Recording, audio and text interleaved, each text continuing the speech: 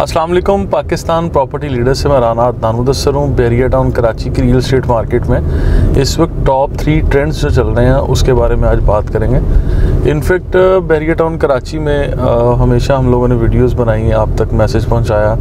और real estate market को discuss किया कि क्या ट्रेंड्स रहे हैं। आज की इस खास वीडियो में जो टॉप ट्रेंड्स मैं डिस्कस करूँगा, फ़र्स्ट ऑफ ऑल तो ये कि इस वक्त इन्वेस्टर्स हजरात प्लॉट सेल कर रहे हैं और एंड यूज़र प्लॉट्स परचेज़ कर रहे हैं, क्योंकि चांस डील के तौर पे जो कम कीमत में प्लॉट्स इस वक्त दस्तयाब है मार्केट में, वो लोग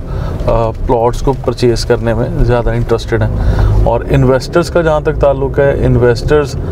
जिन लोगों ने एक लंबे अरसे से रेजिडेंशियल प्लॉट्स परचेज़ किए हुए थे, आज वो लोग प्लॉट्स को सेल करने के लिए मार्केट में आ चुके हैं। और इससे पहले भी क्योंकि ज़्यादा देर तक अगर होल्डिंग कैपेसिटी होती है तो लोग रखते हैं, अदरवाइज़ इन्वेस्टर्स खासकर बहुत लंबे अरसे के लिए अपनी रेजिडेंशियल प्रॉपर्टी को नहीं रखते, क्योंकि इसमें ROI निस्बतन कम मिलता है कंपैरेटिवली अगर आप लोग देखें कि कमर्शियल प्रॉपर्टीज़ में। अभी बहरिया टाउन कराची में रेजिडेंशियल प्लॉट्स की नई डील भी आई,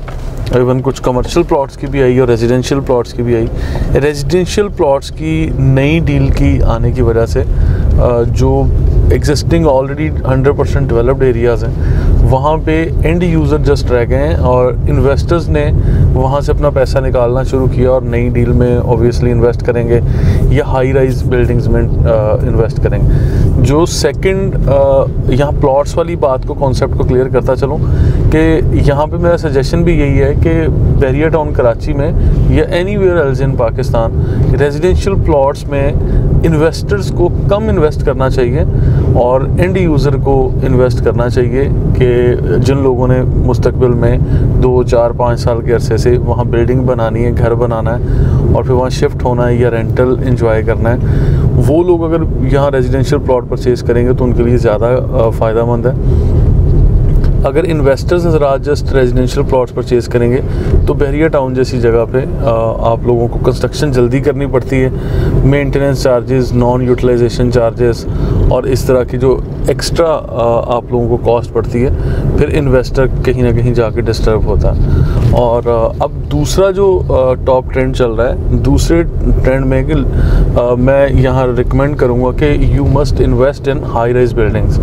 यानी हाई राइज कमर्शियल्स या बिल्डिंग्स प्लाजाज जो बन रहे हैं यहाँ पे, इसके अंदर इन्वेस्ट करना चाहिए। अब इसमें बहुत सारी हाई राइज में कॉन्सेप्ट बड़ा वाइड रेंज है, इसको समझना चाहिए कि जब आप हाई राइज में इन्वेस्ट कर रहे हैं उसमें कमर्शियल शॉप्स, शोरूम्स, ऑफिसेज और इसके साथ साथ अपार्टमेंट्स, स्वीट्स आ जाते हैं, होटल सर्विस अपार्टमेंट्स आ जाते हैं, बहुत सारी ऑप्शंस हैं। लेकिन अल्टीमेटली आप लोगों को इसके जो फ़ायदे हैं वो भी बताता चलूँ। सबसे बड़ा फ़ायदा ये है कि पूरी बिल्डिंग जो हाई राइज बिल्डिंग बन रही है उसकी मैनेजमेंट ये लोग आपके साथ मतलब टॉप ट्रेंड पे जब चल रहे होते हैं तो ये लोग मैनेजमेंट खुद करते हैं। जब मैनेजमेंट खुद करेंगे तो इन सारी चीज़ों को आप लोगों को फ़र्क पड़ ये देखना चाहिए कि आप लोगों की बहुत सारी उस तरह से इन्वेस्टमेंट्स नहीं हैं। आप लोगों को मतलब अपनी प्रॉपर्टी ली, जस्ट वो सिक्योर है और जो टॉप मैनेजमेंट है यानी बिल्डिंग की मैनेजमेंट है वही आपकी प्रॉपर्टी को सिक्योर किए हुए हैं और सम टाइम रेंट पे भी वही दे रहे हैं आपको, महाना या एनुअल आप लोगों के साथ कुछ कॉन्ट्रैक्ट्स हो जाते हैं। और फिर आप बिल्ड प्रॉपर्टी में यानी रेडी टू शिफ्ट प्रॉपर्टी में इन्वेस्ट कर रहे हैं, क्योंकि अभी टाइम के साथ साथ जिस तरह से अभी ट्रेंड्स आगे आ रहे हैं, बहुत कम लोग वो होंगे जो प्लॉट परचेज़ करके घर बनाएंगे और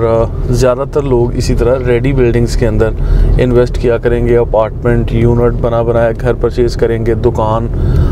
sweets, hotel service apartments, offices, इस तरह से रेडी प्रॉपर्टीज़ में इन्वेस्ट करेंगे। जब रेडी प्रॉपर्टीज़ में इन्वेस्टमेंट होगी तो फिर लोगों के लिए ज़्यादा बेहतर होगा कि किस तरह से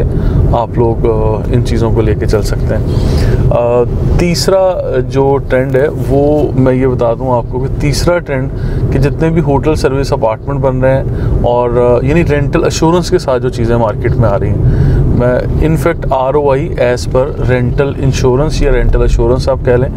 कि ऐसी इन्वेस्टमेंट जिसके इवज़ आप लोगों को बड़े डिस्काउंट दिए जाते हैं या रेंटल्स का कमिट किया जाता है, ऐसी प्रॉपर्टीज़ में इन्वेस्ट करना चाहिए। लेकिन that property must be in existing form. ऐसा नहीं है कि क्योंकि यहाँ पे भी